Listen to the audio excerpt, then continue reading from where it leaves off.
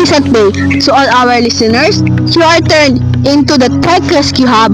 I am your host, Princess Angel Alagkawili.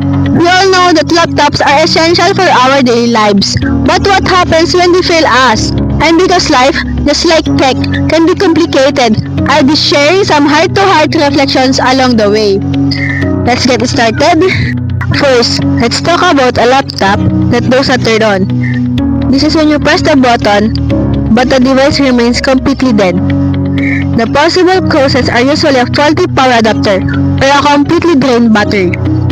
To troubleshoot this, unplug the charger and hold the power button for 30 seconds to perform a hard reset. The recommended solution is to test a different charger or replace the battery. For your safety, never open the laptop casing while it's still plugged into a wall outlet. Parang taong hindi ka naman mahal.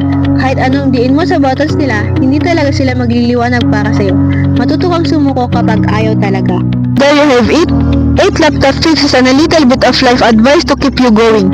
Whether it's a broken screen or a broken heart, there's always a way to fix it. Or better yet, a way to move forward. Once again, I am Princess Angel Alagkawili. Thank you for listening to the Tech Rescue Hub. Stay smart, stay guided, and stay connected. Goodbye.